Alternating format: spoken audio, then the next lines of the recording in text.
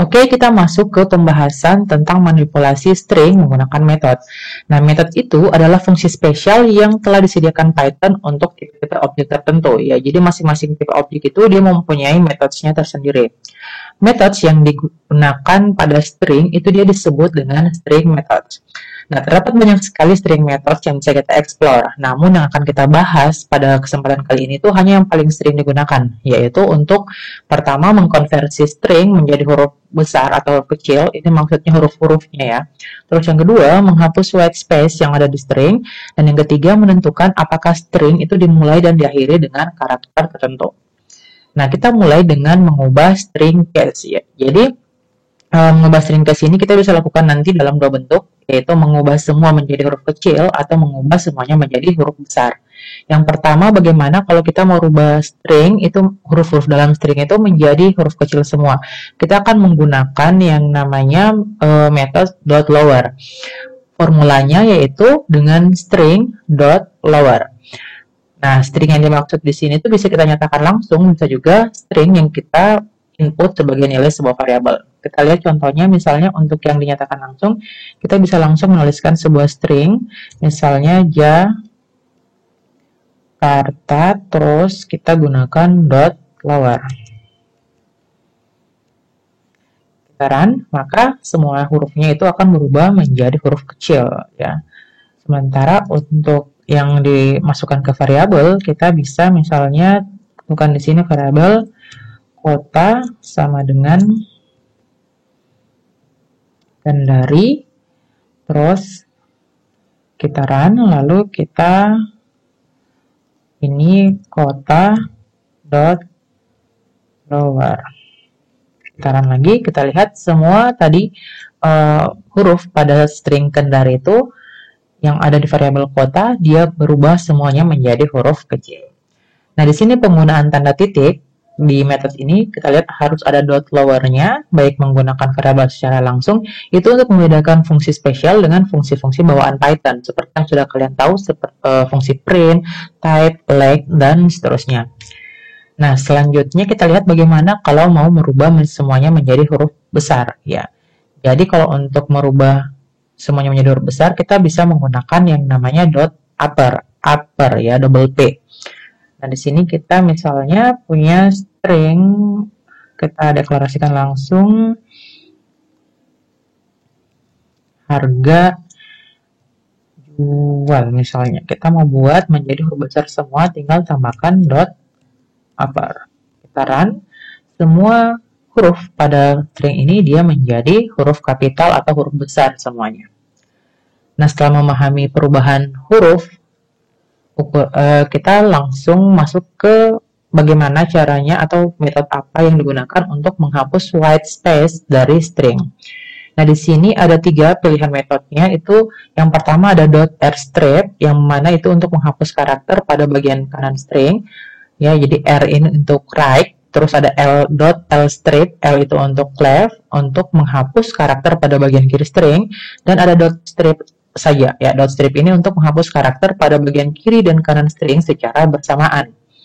Ya, kita akan coba satu persatu. Yang pertama di sini ada kita punya variabel buku 1, terus ini kita menghapus white space sebelah kanannya ya. Jadi buku 1 dot gunakan rstrip. Kita run dan kita lihat white space-nya sebelah kanan dia terhapus. Berikutnya untuk yang L-strip-nya atau yang sebelah kirinya, kita tinggal gunakan dengan cara yang sama, L-strip. Kita run, dan white space di sebelah kiri akan terhapus. Untuk menghapus keduanya, kita tinggal gunakan metode yang S-strip saja ya. Jadi misalnya untuk yang buku 3 ini, kita run dulu, terus buku 3, maka white space di kiri dan kanannya itu dia akan hilang atau akan terhapus.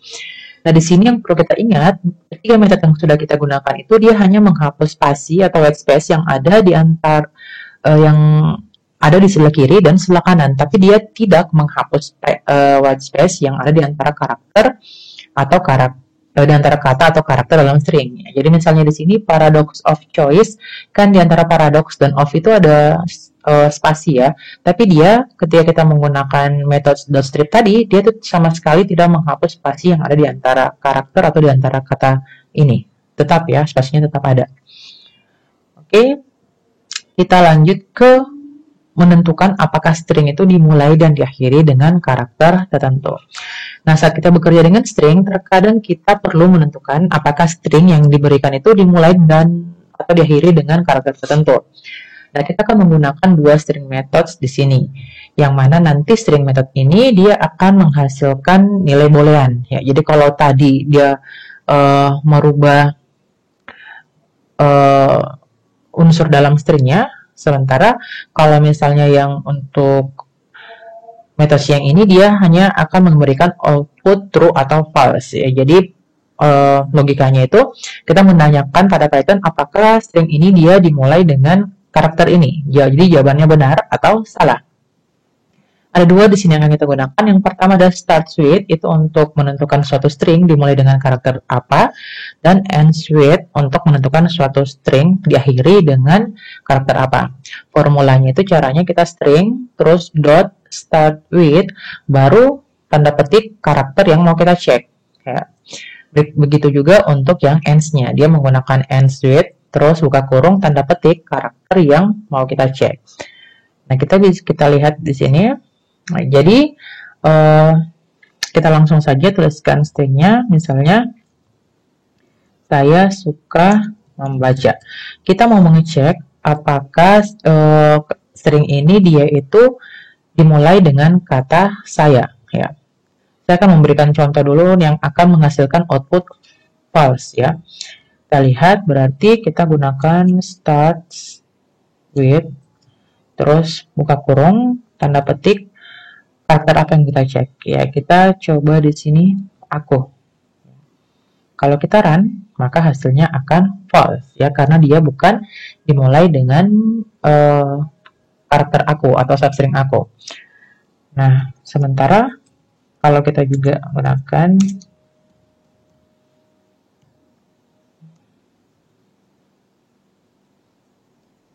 copy saja ya. Ini saya gunakan start with dengan saya.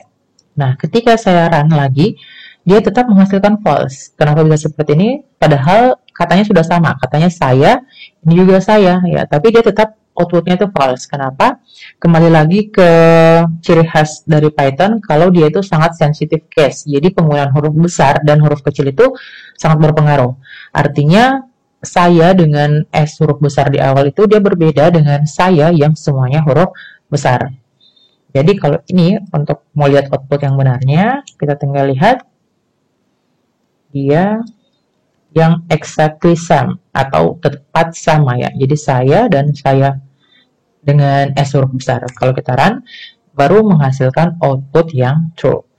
Nah, selain kalian bisa mengecek satu kata seperti ini, tapi juga bisa juga menggunakan beberapa karakter saja. Misalnya kita mau cek apakah dia dimulai dengan karakter SA. Ya, seperti ini kita run, akan tetap menghasilkan output true. Selanjutnya kita masuk ke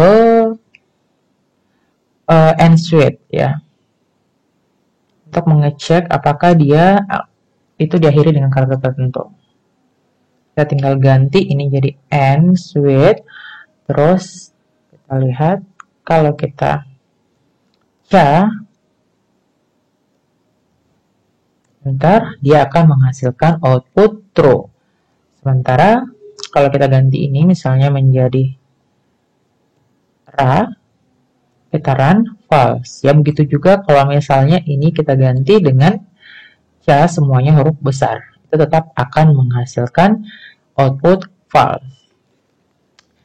Nah, tadi dari ketiga metode string method yang sudah kita pelajari, hal yang paling penting juga untuk kalian ingat, metode ini dia tidak merubah karakter dari sebuah string. Ya, jadi stringnya tetap, hanya kita menggunakan metode itu untuk melihat perubahan dari unsur di string itu atau karakternya, tapi dia tidak merubah karakternya.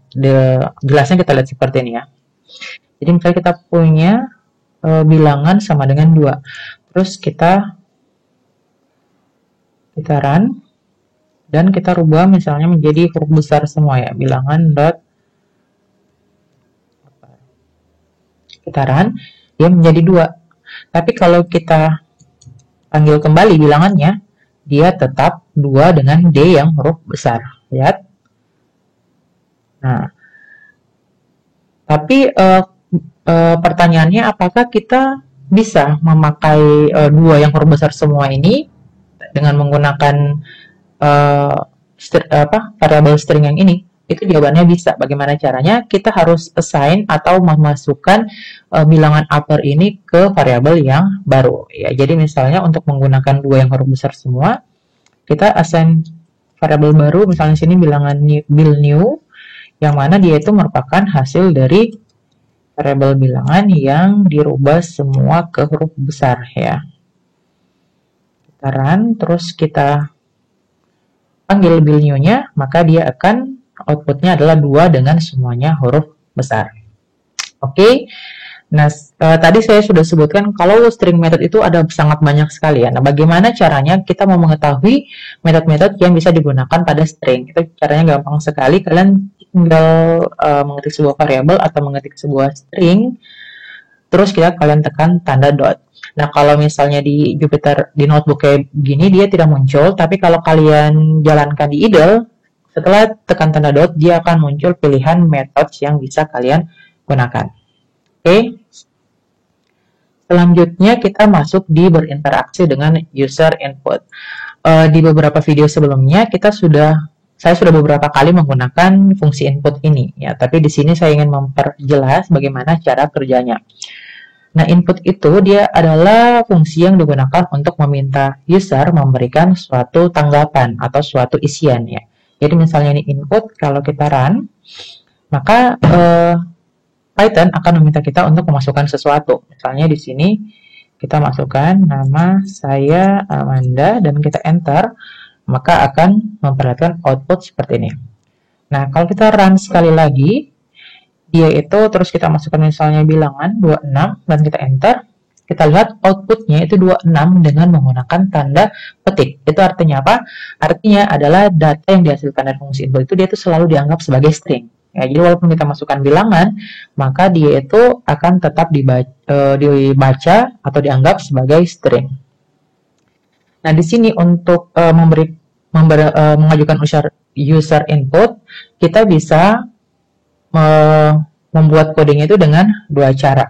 Ya, cara pertama kita buat variabel tertentu untuk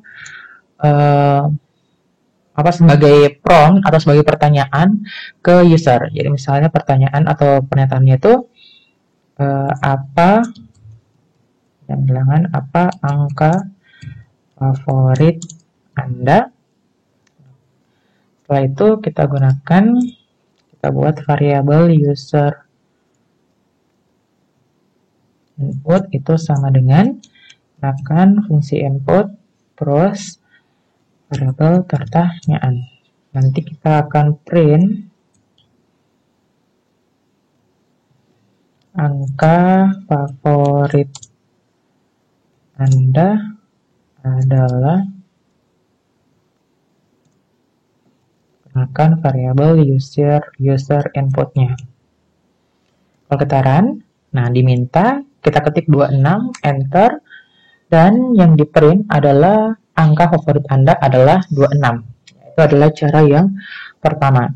Kita juga bisa langsung tanpa membuat variabel pertanyaan seperti ini ya. Kita bisa langsung seperti ini.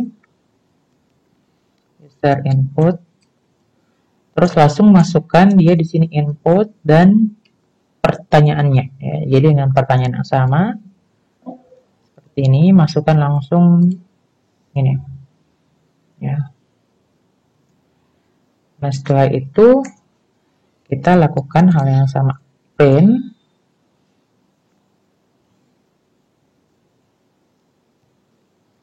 run,